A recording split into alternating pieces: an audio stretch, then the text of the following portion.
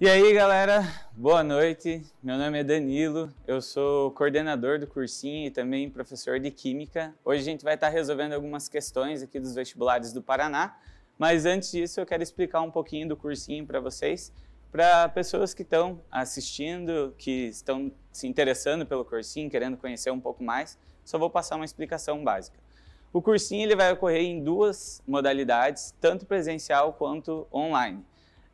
As duas modalidades elas vão acompanhar as mesmas aulas. O presencial os alunos vão vir assistir aqui no colégio e no online vai ser transmitida essas mesmas aulas para os alunos que estão assistindo em casa.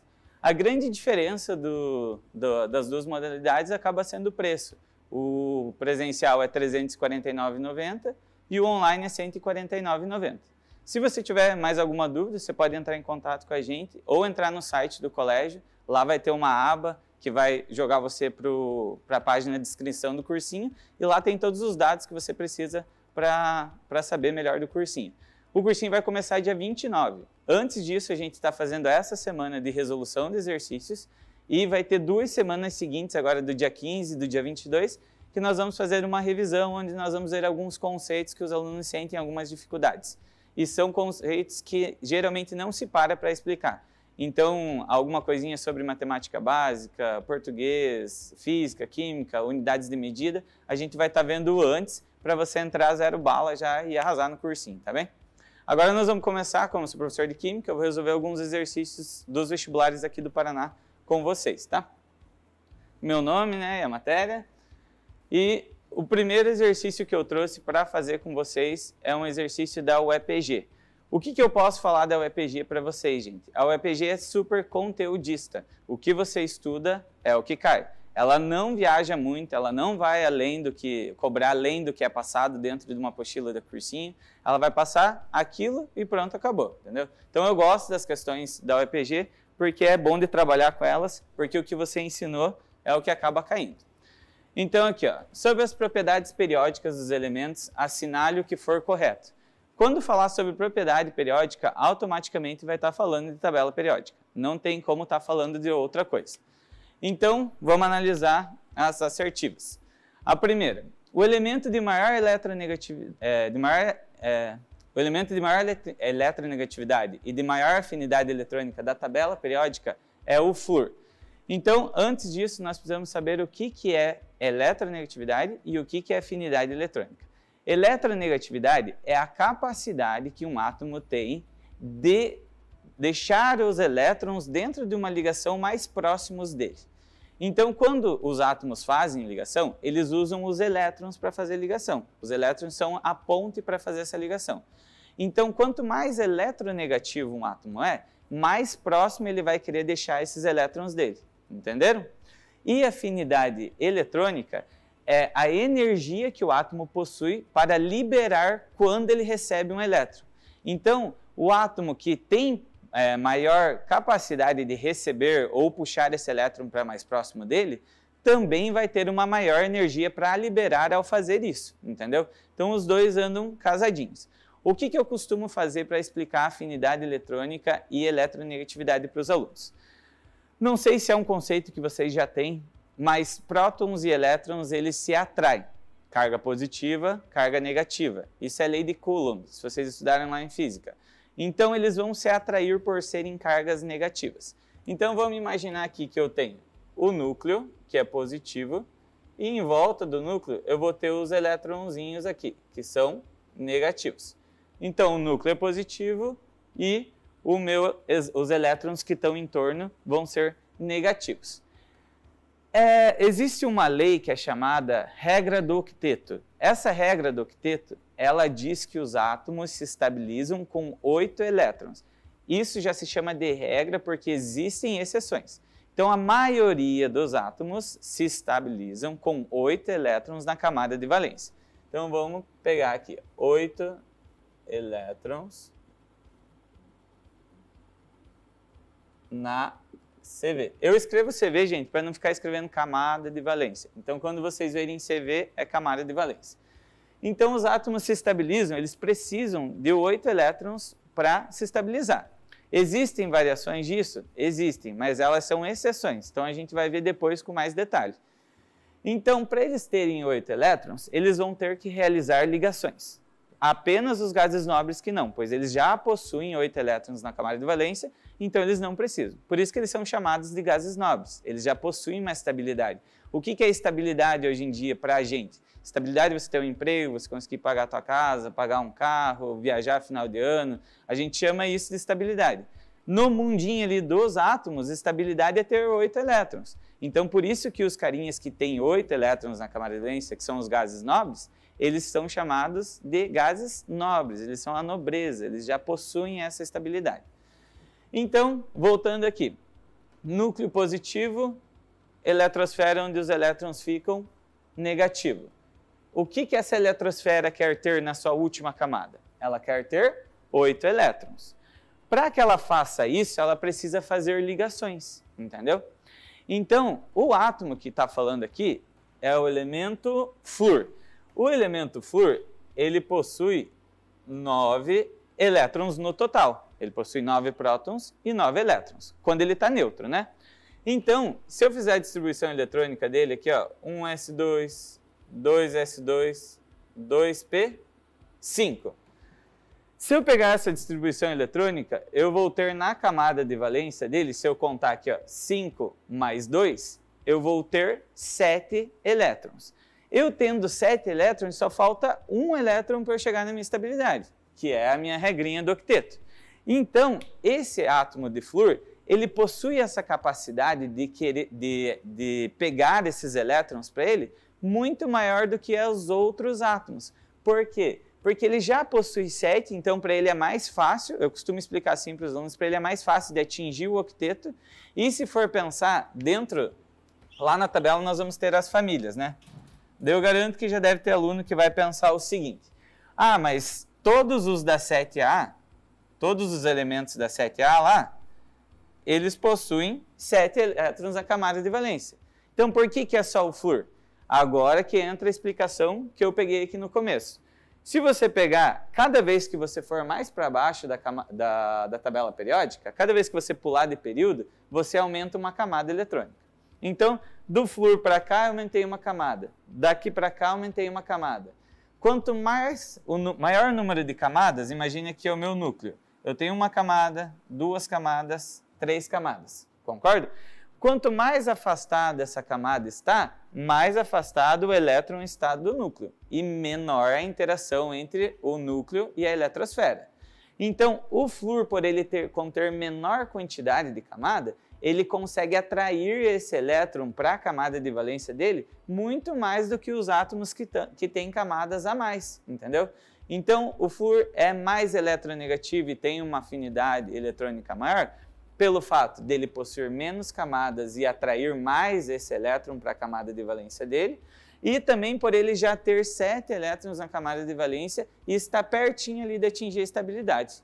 Então aqui, essas justificativas do porquê que o flúor é mais eletronegativo e tem uma maior afinidade eletrônica. Muitas vezes os professores não ensinam essa parte, não param para explicar o porquê. Simplesmente falam assim, o flúor é mais eletronegativo e pronto. Eu acho que fica muito difícil, porque daí cai uma questão dessa, o aluno fica assim, mas será que é o flúor? Meu Deus do céu. Se você parar para pensar na explicação, você consegue responder isso com tranquilidade. Então, a 1 está certa, vamos para a 2.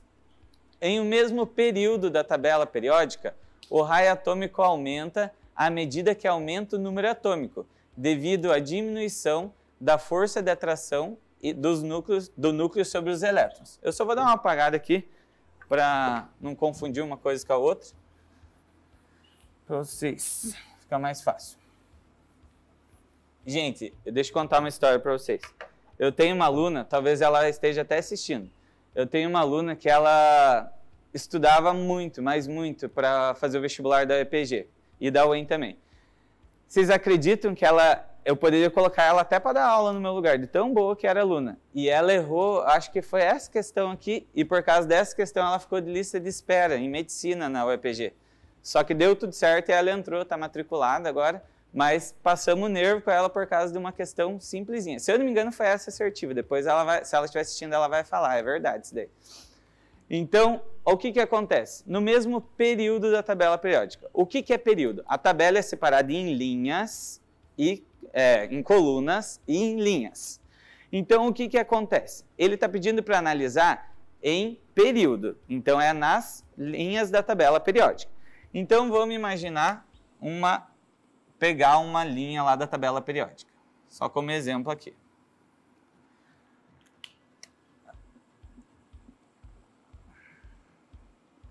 O que vai acontecer da direita para a esquerda? O meu número atômico vai aumentando. Por exemplo, eu vou colocar aqui, eu não lembro agora, acho que é 11, 12, 13, estou pegando o terceiro período, acho. 15, 16, ele vai aumentando daqui para frente. Então, o número atômico vai aumentando da direita para a esquerda. Quando eu aumento o número atômico, isso automaticamente significa que eu estou aumentando o número de prótons e de elétrons.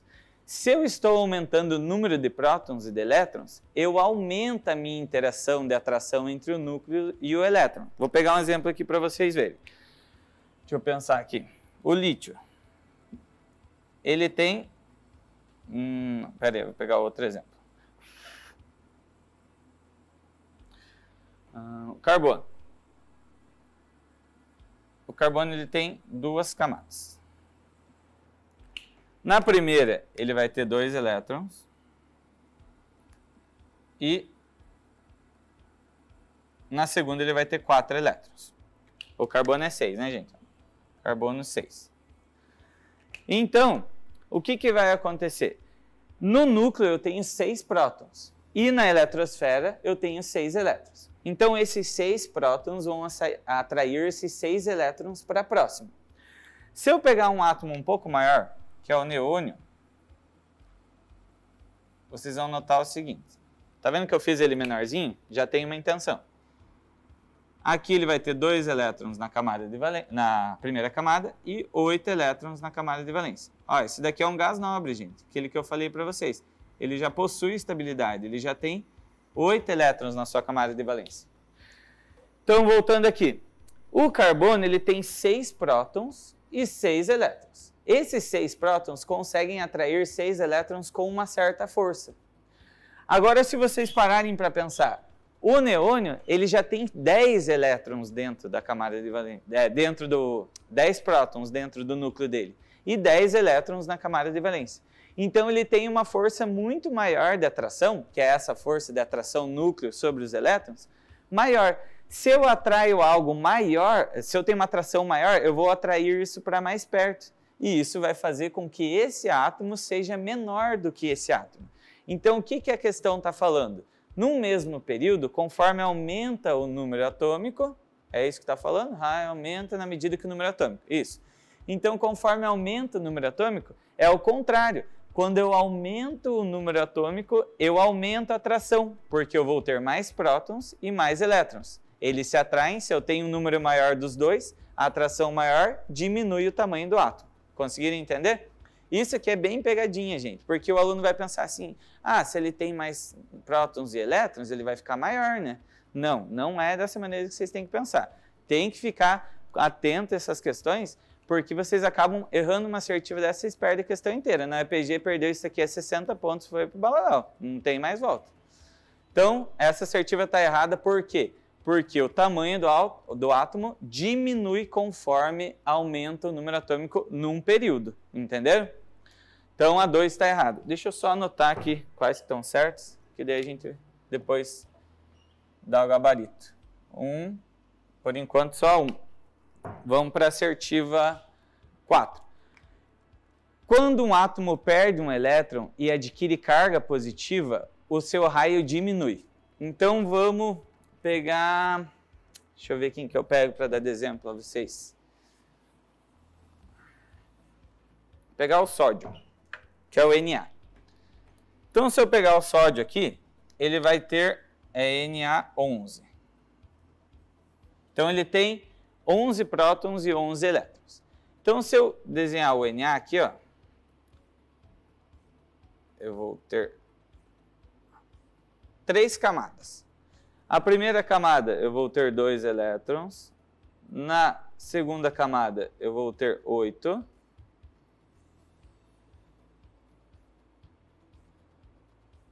E na última camada eu vou ter 1. Eu tenho certeza que deve ter gente que está se perguntando, professor, mas como é que você sabe que tem 2, 8, 1 é decorado? Como é que é? Eu tenho que decorar? Não, gente, você não precisa decorar isso daqui. Isso aqui é tudo a partir de distribuição eletrônica. Se eu pegar 11 elétrons, se eu for distribuir, vai ficar 1s2, 2s2, 2p6, 3s1. Se vocês acompanharem aqui, ó, aqui mostra a camada que o elétron está, o subnível que ele está e a quantidade de elétrons que tem nesse subnível. Então, na camada 1, eu tenho 2 elétrons. Então, 1, 2. Na camada 2, que eu posso contar essas duas, porque as duas estão na camada 2, eu tenho 2 mais 6, 8. Então, vem esses 8 elétrons aqui. Na camada 3, eu tenho só 1 elétron. Então, está esse elétronzinho aqui. Vou rebuscar os conteúdos que eu já passei para vocês. O que o átomo quer para ficar estável? Quer 8 elétrons. Esse carinha aqui, para ele atingir 8 elétrons, é mais fácil ele doar esse daqui ou ganhar 7 para ficar com 8? É muito mais fácil ele doar 1 do que ter que receber 7. Se ele doar esse 1, a gente vai esquecer dessa última camada, porque ele só tinha esse elétron. Se esse elétron for embora, essa camada desaparece. E o que fica? Fica a camada anterior que já está com 8. Então, com isso, ele atinge a famosa estabilidade da regra do octeto. Entende? Então, o Na, quando ele faz isso, ele perde e vira Na+. Quando ele vira Na+, ele vira isso daqui, ó. Na+, 11.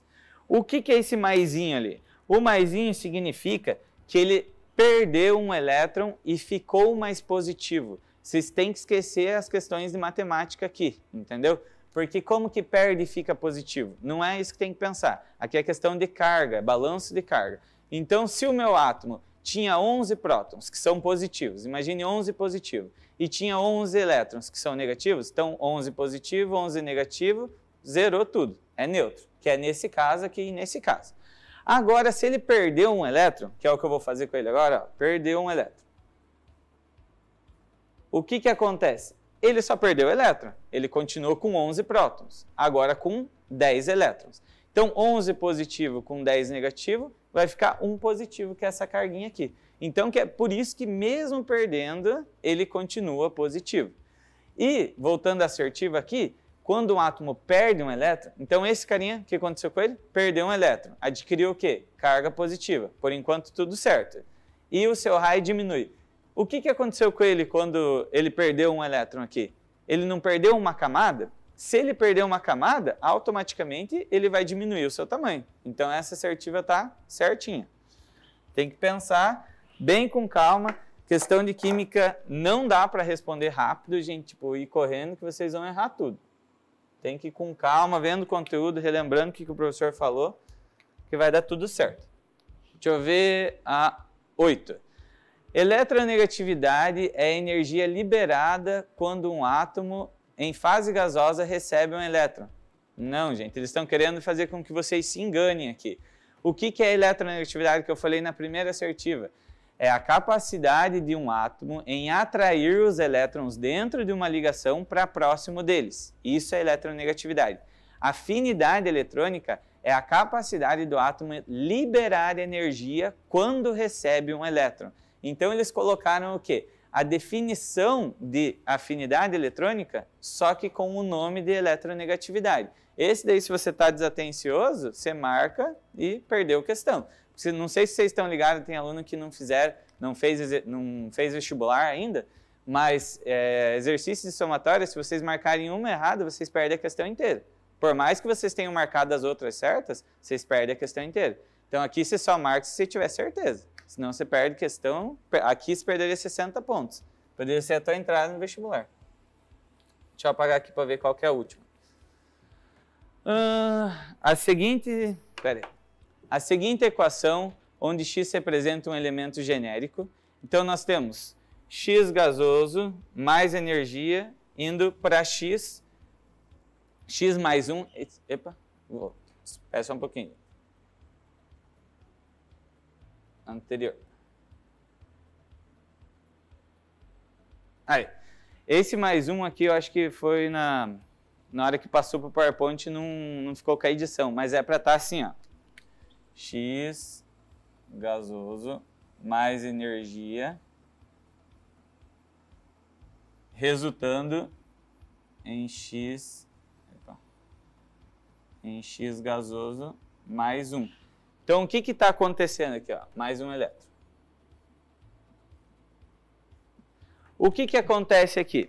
Eu tinha um átomo neutro, ele não tem carga nenhuma. O que ele recebeu? Energia. A partir do momento que esse átomo neutro recebeu energia, ele se transformou num cátion. Está vendo a carguinha mais um aqui? O que significa quando tem carga positiva? Que ele perdeu um elétron. Então, o que é esse processo aqui? É um processo em que eu faço um átomo perder um elétron, entendeu? Fica positivo e eu tenho um elétron resultando aqui para ele usar para o que der ali na ligação. Então, o que está falando? Refere-se à propriedade periódica denominada energia de ionização. Essa questão está certíssima, gente. O que é energia de ionização? Energia de ionização é a energia necessária para retirar um elétron de um átomo. Então, vamos pensar o seguinte aqui comigo. Eu tenho o meu núcleo positivo e aqui eu vou ter a minha eletrosfera. Deixa eu desenhar um com um só, depois eu vou desenhar um com dois. Você já vai entender o que eu vou querer fazer. Então, vamos imaginar a primeira circunstância aqui. Esse carinha tem um elétron na camada de valência dele. E ele vai doar esse elétron, porque para ele não compensa ele ficar com esse elétron. Se ele doar esse aqui na camada anterior, ele fica com 8 elétrons. Então, para ele doar esse elétron, vai ter que chegar um átomo que tenha a capacidade de receber esse elétron e capturar esse elétron. Esse carinha aqui também tem um elétron na camada de valência dele. O que vai acontecer? Para eu retirar esse elétron, vai ser muito mais difícil do que para tirar esse elétron desse carinha aqui. Por quê? Lembra que a gente falou no começo da interação entre núcleo e eletrosfera? Núcleo positivo e elétron negativo, atração. Esse elétron é muito mais atraído por esse núcleo do que esse elétron é atraído por esse núcleo. Por quê? Porque esse aqui está mais afastado e esse aqui está mais próximo. Então é muito mais difícil tirar desse do que tirar desse. Então a energia que eu vou necessitar para retirar um elétron, se no caso fosse esse átomo aqui, a energia seria maior. Se fosse esse daqui, a energia seria menor. Então vocês estão entendendo o que é energia de ionização? É essa energia necessária para retirar um elétron da camada de valência desse átomo. Beleza? Então, nessa questão, nós temos 4, 16 e 1, vai dar 21. Esse é o gabarito dessa questão. Se alguém ficou com alguma dúvida sobre essa questão, vocês já podem ir mandando lá no chat, que no final da aula eu vou dar uma olhada nele e, se der tempo, eu vou responder as seguintes dúvidas que tiver, tá bem? Vamos para a próxima questão. Eu peguei uma questão da UniOeste também, para vocês acompanharem. Não é aqui que eu vou usar. Eu trouxe alguns átomozinhos para mostrar para vocês geometria molecular. Achei que era essa questão, mas é a próxima. Então, o que está falando aqui? Segundo a resolução número 430 do Conselho Nacional do Meio Ambiente, CONAMA, a quantidade permitida para lançamento de chumbo em efluente é de 0,5 miligrama.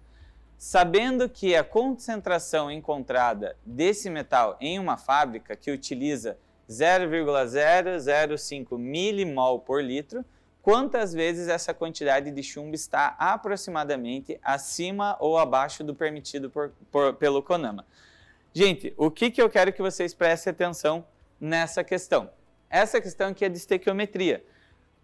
Cai igual chuchu, gente. Cai em tudo que é vestibular que vocês forem fazer. Eu nunca vi um vestibular que não tenha uma questão de estequiometria. Todos têm. Questão de estequiometria e de reação orgânica, todos vão ter. Vocês podem ter certeza. Então, o que nós vamos ter que pensar? O permitido é 0,5 miligrama. O que eu falo sempre para os meus alunos prestarem atenção? Preste atenção na unidade. Presta atenção na unidade, não esqueça, unidade. Qual que é a unidade que nós temos aqui? Miligrama. Então, isso aqui é a mesma coisa que 0,5 vezes 10 a menos 3 gramas. Vamos transformar tudo para grama, para ficar tudo padrão. Qual que é o permitido? Qual que é o permitido? Não, esse é o permitido. Qual que é a concentração que eles se encontram? 0,5 0,005 milimol. Então, novamente, nós estamos o quê? Por litro aqui, desculpa. Vezes litro na menos 1. Aqui também, se eu não me engano, litro também. Então, o que vai acontecer aqui? Isso significa a mesma coisa que eu ter 0,005 vezes 10 a menos 3 mol vezes litro a menos 1. Se você está em casa e está se perguntando assim, mas eu não sei o que é esse 10 a menos 3, eu nunca mexi com isso, entendeu? O que você tem que fazer? Assistir as aulas de revisão da semana que vem, porque a gente vai estar revisando exatamente esse tipo de coisa que falta para os alunos, entendeu? Então, o que nós vamos ter que fazer? Eu aposto, mas eu aposto muito, que teve vários alunos que fizeram a comparação o quê? Aqui é 0,5, aqui é 0,05, qual que é a proporção entre isso? 100. O que acontece? Vai lá e marca a alternativa A. Errado, gente. Como que vocês vão fazer a comparação entre grama por litro, mol por litro? Essa comparação não é válida. Você tem que fazer o seguinte, para comparar as coisas, tem que ser grama com grama, grama por litro, senão você não consegue. Você vai estar fazendo uma comparação falsa. Então, por isso que eu falo, toma cuidado com unidade. É bem pesado, é bem perigoso isso, porque o aluno acaba errando por bobagem. Então, o que eu vou ter que fazer? Eu vou ter que transformar esse mol em grama, para ficar uma coisa justa, entendeu? Então, o que nós temos que lembrar? O mol é uma unidade de quantidade. Quando eu estou falando de mol, eu estou querendo demonstrar o quanto eu tenho de algo. É como se eu estivesse falando de uma dúzia. O que é uma dúzia? Uma dúzia são 12 unidades de alguma coisa. Uma dúzia de ovos, 12 ovos. Uma dúzia de carro, 12 carros. Então, isso é simplesmente uma unidade de quantidade, que eu costumo dizer. O mol, a única diferença do mol é que ele é um número meio grande. Então, o que acontece? Um mol é igual a 1 vezes 10... Pera aí, 1 vezes 10 não, troquei. Aqui não está em mol, agora que eu fui ver. Dá para nós transformar direto para gramas. O elemento que nós estamos fazendo aqui é o chumbo. Se vocês notarem, no final da folha do vestibular, vai ter uma tabelinha lá mostrando as informações que vocês precisam para resolver. Essa questão foi bem sacana, eu achei, porque é o quê? Ele usou o chumbo, o elemento, e na tabela que a UniOeste disponibiliza para vocês resolverem as questões, ela não coloca o nome do elemento ali embaixo, ela só deixa o símbolo. E o símbolo do chumbo é PB, porque no latim é plumbo, entendeu? Então, se você não tivesse, uma vez ou outra, estudado a tabela, visto o chumbo ali e prestado atenção, talvez você perderia de fazer a questão por conta disso.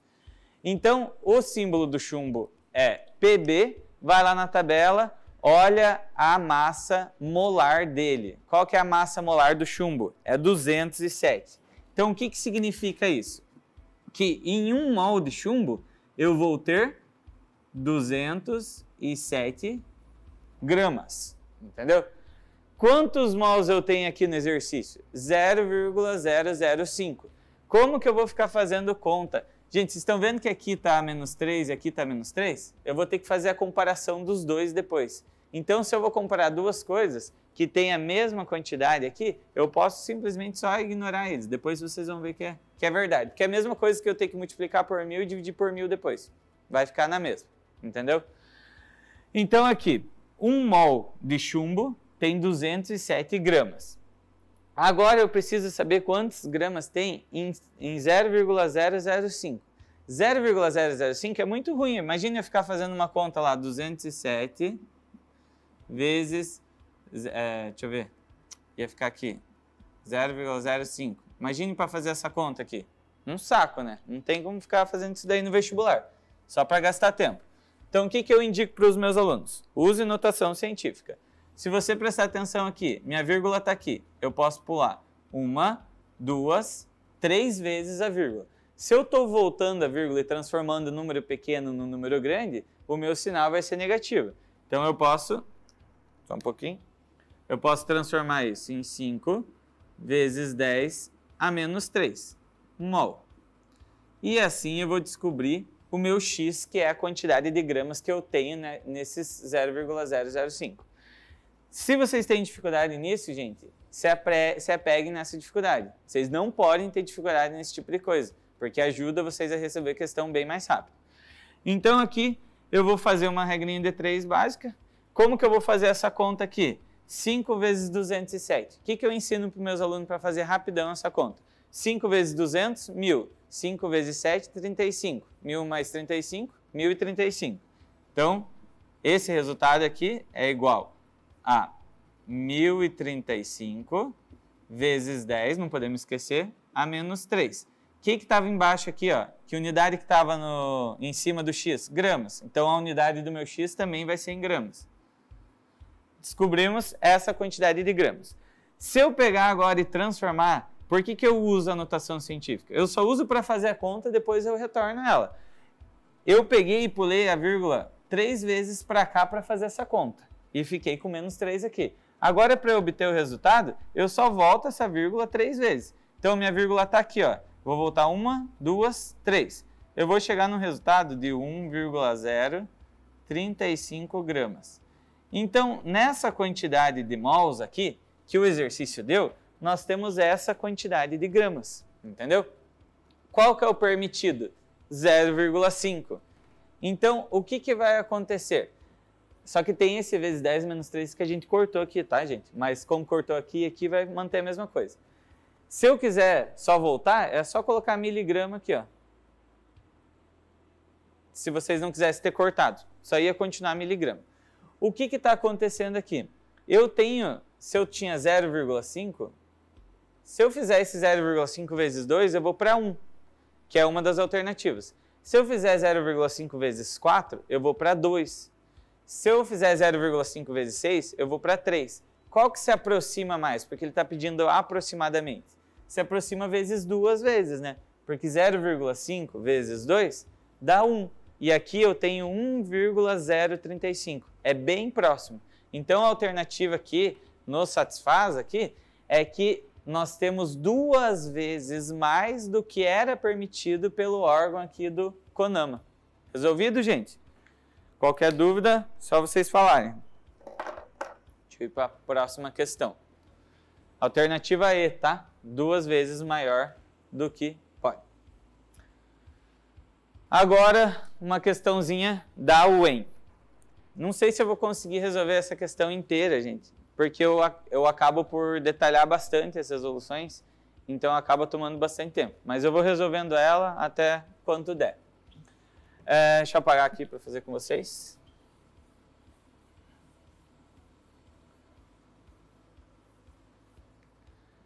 O que ela está trazendo ali? O PCl5 apresenta geometria trigonal. A UEM, gente, ela ama pegar e jogar assim, assinale o correto. Pronto, acabou. Ela joga várias coisas ali e o aluno que lute. Então lá, o PCl5 apresenta geometria trigonal, com hibridização do átomo central sp3d2. Então, vamos lá. Eu trouxe para vocês aqui eu esqueci como é que é o nome disso aqui. Umas bolinhas para ajudar vocês a entenderem. Tem um nome específico disso aqui, mas eu esqueci. Então, o PCl5 é o quê? PCl5. Então, nós temos o quê? O fósforo no centro, como átomo central. Eu vou ter 5 Cls em volta dele.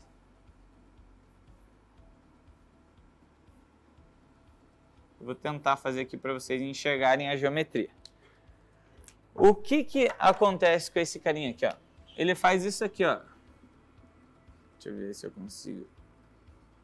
Ó, ele vai formar uma pirâmide aqui em cima, não sei se deu para enxergar, e uma pirâmide aqui embaixo.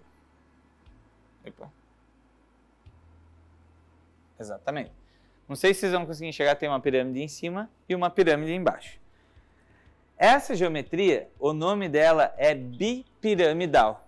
O que o exercício está trazendo aqui? Ó? Geometria trigonal. Totalmente errada essa alternativa.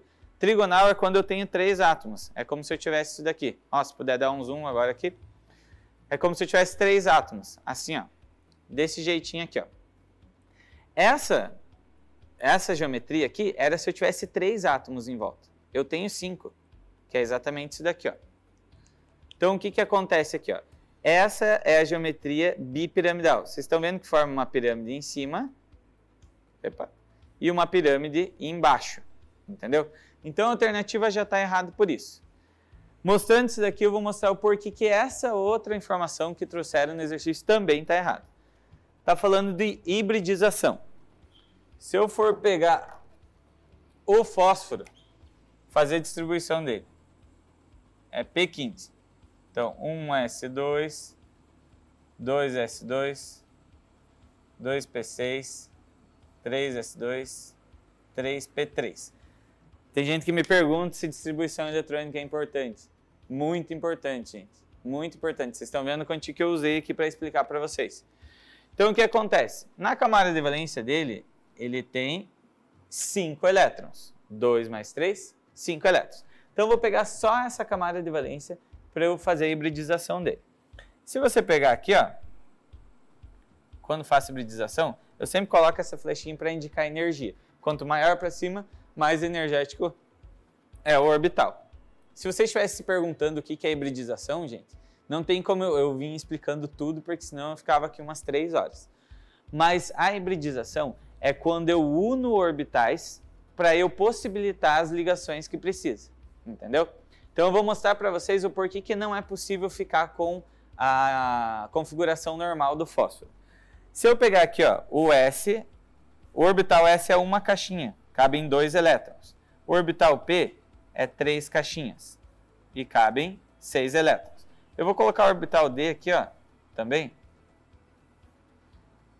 que vocês já vão entender o porquê. Deixa eu só colocar a flechinha mais para cima.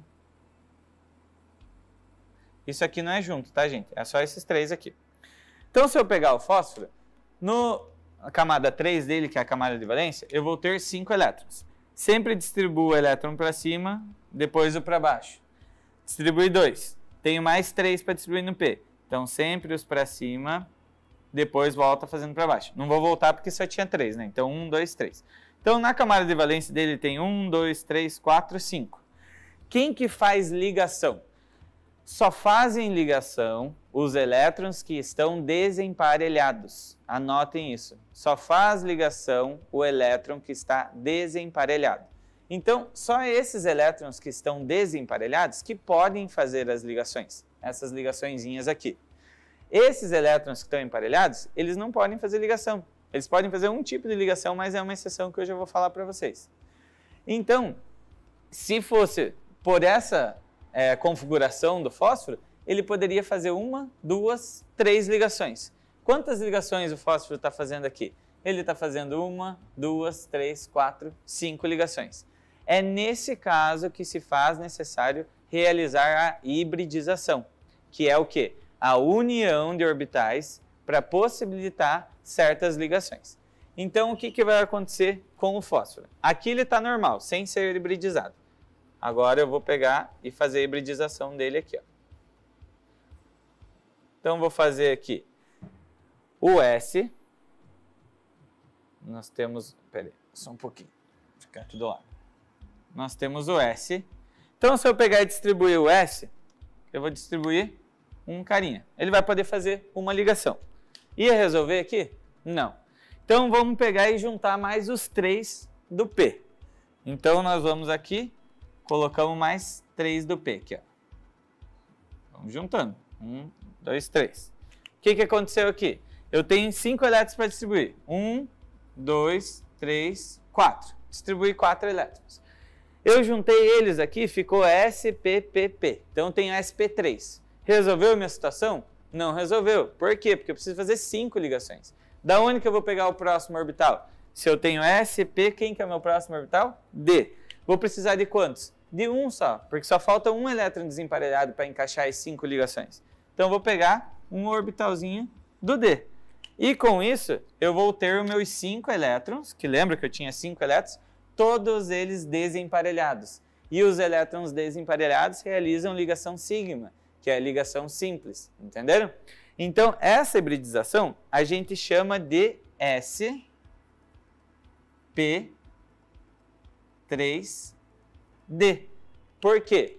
Porque eu peguei um S, 3P e um D. O que a alternativa está colocando aqui? Hibridização SP3D2. Então, nessa alternativa, nós temos 2 erros. A geometria não é trigonal e nem a hibridização é SP3D2. A geometria é bipiramidal e a hibridização é SP3D, não D2. Só tem um D, porque ele não faz 6 ligações, ele não vai precisar de mais um D. Entenderam? Vamos para a próxima alternativa. Dá um tempo aí? Então tá. A2. A amônia apresenta geometria piramidal e arranjo espacial tetraédrico. Gente, a UEM ama fazer isso daí. Ela não vai dar a fórmula molecular da amônia. Ela vai falar amônia. E você que lute. Você tem que saber o que é amônia. E tem que saber mesmo, porque fala direto desse composto em vestibular. Então, se você não souber, você acaba se perdendo aí. O que é amônia, gente? NH3. Isso é amônia. Então, o que eu tenho que pensar? O meu nitrogênio, família 5A, 5 elétrons na camada de valência. 5 elétrons na camada de valência, para fechar 8, faltam 3. Preciso fazer 3 ligações. Por que preciso de 8, gente? Regra do octeto, 8 elétrons, estabilidade do átomo. Sempre lembrando disso. Então, o que vocês vão ter que fazer aqui? O meu nitrogênio, ele vai fazer uma ligação com hidrogênio, outra ligação com outro hidrogênio, outra ligação com outro hidrogênio. Ele usou um elétron aqui para fazer ligação, outro elétron aqui e outro elétron aqui. Ele tem 5. Então, o que sobra aqui? Sobra um parzinho de elétron.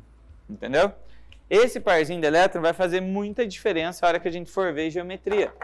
Porque o desenho dele é esse carinha aqui, ó, que eu estou na minha mão agora.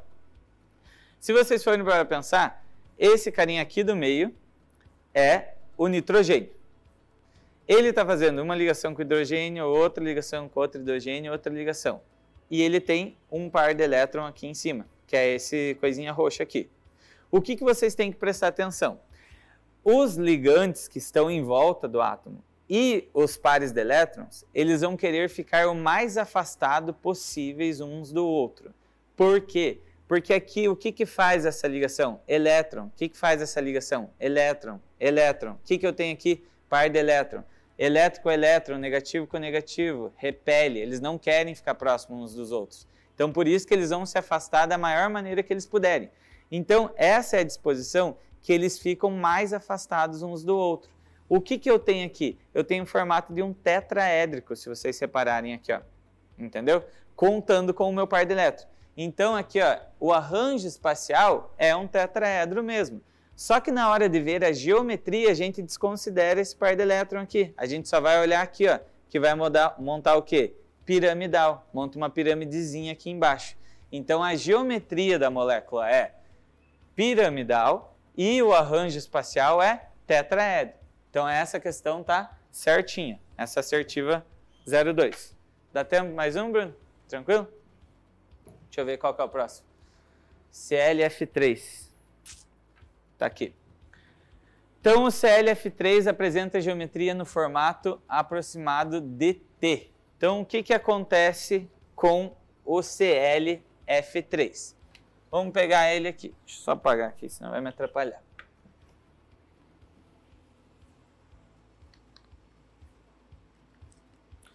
Então, ClF3. O que vai acontecer aqui? Eu vou ter que ter um Cl fazendo 3 ligações. Isso é algo muito estranho. Por quê? Porque o Cl é um halogênio. Ele é da família 7A. Átomos da família 7A têm 7 elétrons na camada de valência. Naturalmente, eles deveriam fazer só uma ligação. Entendeu? Só que nós temos as famosas exceções da regra do octeto. E essas exceções estão aí e caem bastante. Essa daqui é um exemplo. É o cloro fazendo 3 ligações. Então, para ele fazer um tipo de ligação que ele não faz normalmente, o que ele precisa fazer que a gente acabou de ver? Hibridização. Então, vamos fazer primeiro a configuração dele normal.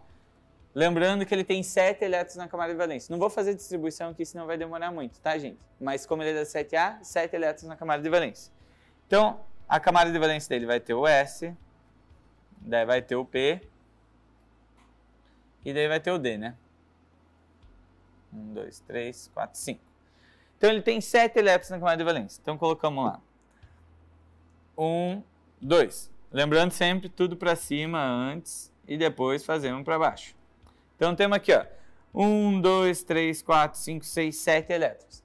Qual que é o tipo de elétron que faz ligação? O elétron que está desemparelhado. Então, só poderíamos fazer uma ligação, que é o que eu falei para vocês. Ele já estaria estável.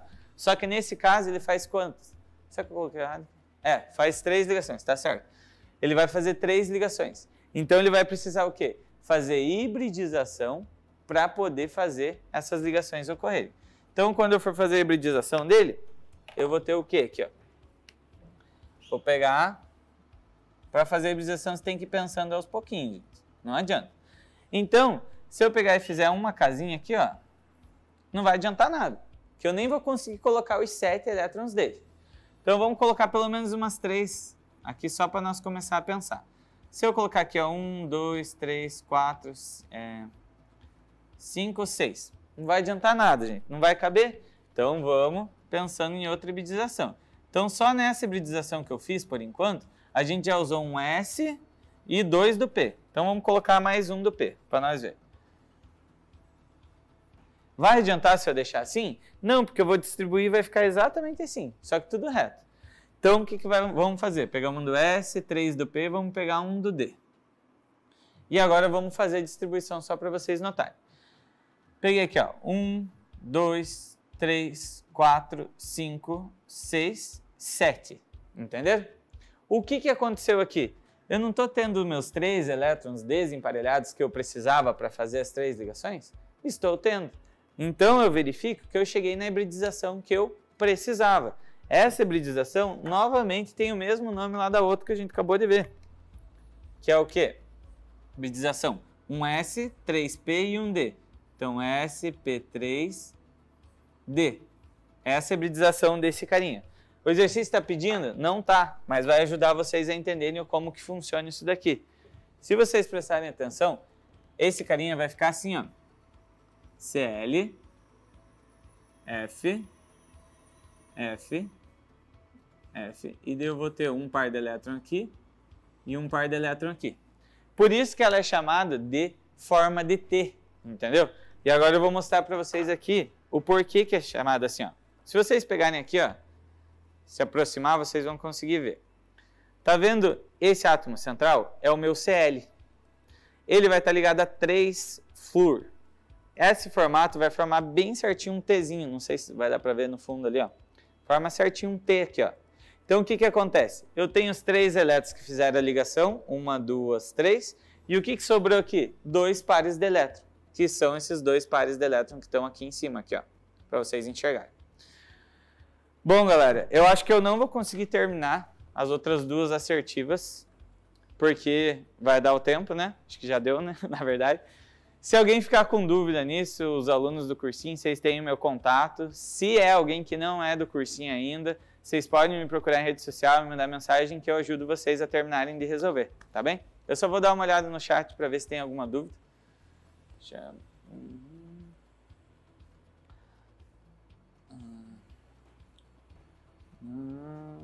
Obrigado pro Austin, pro Wellington. Obrigado, gente, pelos elogios. Não teve nenhuma dúvida. Só repassando antes de passar a aula para outro professor. Se vocês tiverem com alguma dúvida do cursinho, entre em contato, pode vir fazer uma visita aqui no colégio, que a gente está à disposição para tirar qualquer dúvida de vocês.